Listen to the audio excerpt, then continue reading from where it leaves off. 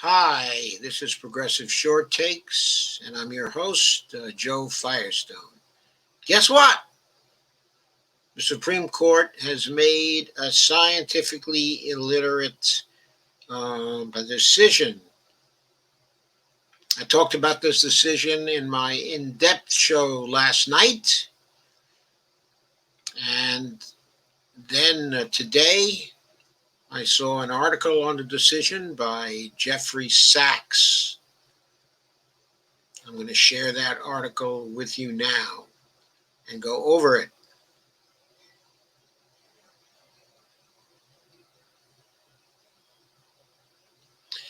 Article appeared in Common Dreams, and Jeffrey D. Sachs is someone who they occasionally carry, in columns. He's a famous economist, one of the best known in the world, and the title of his article, which was done today, November 29th, is Supreme Court Scientifically Illiterate Decision Will Cost Lives. And here is thousands attending the weapon of the grandson of Satmar Rabbi Aaron Teitelbaum in Brooklyn, New York on November 8th, 2020. 7,000 people attended that. Look how closely they're grouped together. Look how closely they're standing together in the middle of a pandemic. No masks. No masks. Then going out into the public. Last month, I wrote Amy Coney Barrett would help to usher in a new post-truth jurisprudence on the Supreme Court, says Sachs. While I had cited her anti-science statements on climate change, her arrival on the court has created a new 5-4 majority against public health science at the height of the COVID-19 pandemic. When it ruled this week against New York State's decision to limit religious gatherings in a few high-incidence parts of New York City, the court proved the dangers of scientifically illiterate judges overturning government decisions that were based on scientific evidence. The immediate effect on New York City is moot because the state had already lifted the particular orders under review. The grave imminent danger lies in the rest of the country, where public health authorities will feel hamstrung to restrict religious gatherings even when the virus is spreading out of control. The two cases under review were brought by two religious bodies, the Roman Catholic Diocese of Brooklyn and Agudath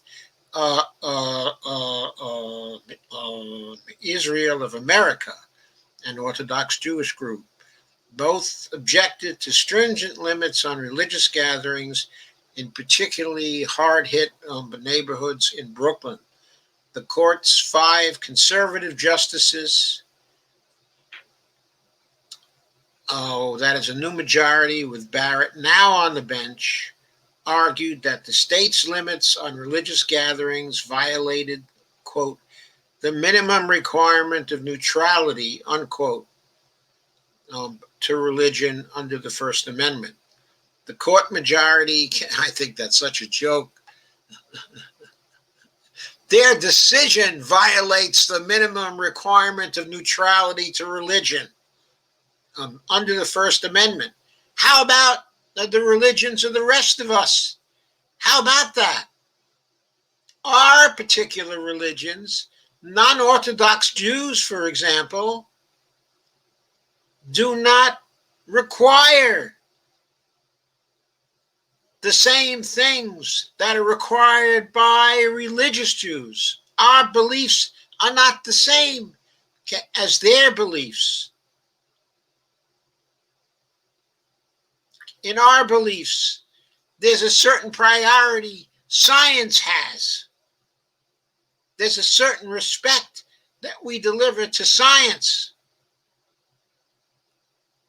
The court majority characterized the violation of neutrality this way, quote, in a red zone, while a synagogue or church may not admit more than 10 persons, businesses characterized as essential, quote unquote, may admit as many people as they wish in a list of essential businesses. Well, I went through this last night, so I'm not going to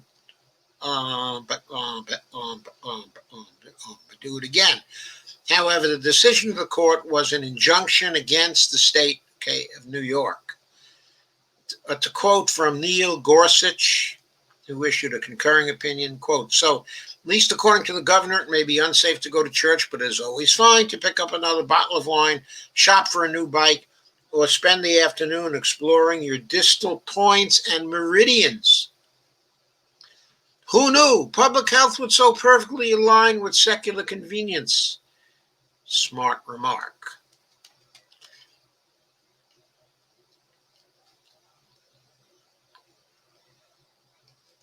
And Brett Kavanaugh argued in a similar way. Of course, the wonderful justices Gorsuch and Kavanaugh rammed through by Mitch McConnell when he gained control of the Senate.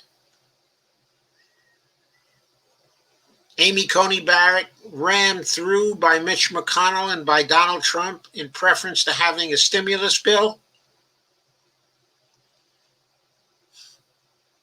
Kavanaugh mistakenly claims, quote, that New York State failed to justify why houses of worship are excluded from the favored class of businesses with lesser restrictions.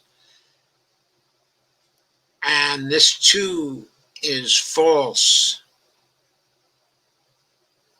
Gorsuch also mistakenly claims New York State deems laundry and liquor as essential, but religious services is not essential. That is false. Yes, that is false. Justices Sotomayor and Elena Kagan, writing in the minority, explained the basic scientific facts completely overlooked by the majority. And those facts are, of course, that what the medical experts are saying concerning what facilitates the spread of COVID-19, large groups of people gathering, speaking and singing in close proximity indoors for extended periods of time. That doesn't apply to bike repair shops, doesn't apply to liquor stores. It doesn't apply to most places we go. But it does apply to large Catholic churches and large temples and even smaller temples. We can't have people shoulder to shoulder for extended periods of time singing and speaking and chanting with no masks on. That spreads the virus. And the minority said, quote, justices of this court play a deadly game in second-guessing the expert judgment of health officials about the environments in which a contagious virus, now infecting 1 million Americans each week, spreads most easily, unquote.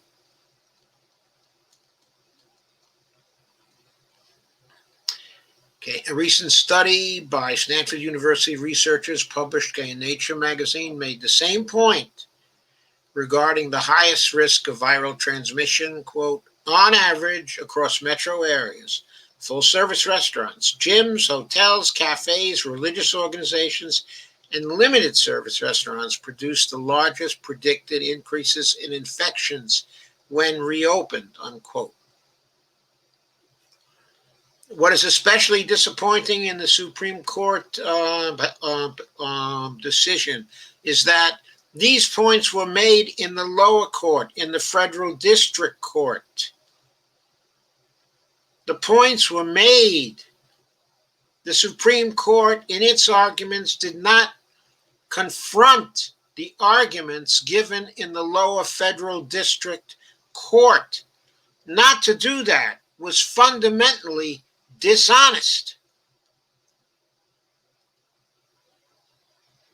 The Supreme Court should have confronted those arguments and should have tried to construct counter-arguments to those made by the district court. Instead, they took the authoritarian approach, did not even deign to notice the arguments of the federal district court.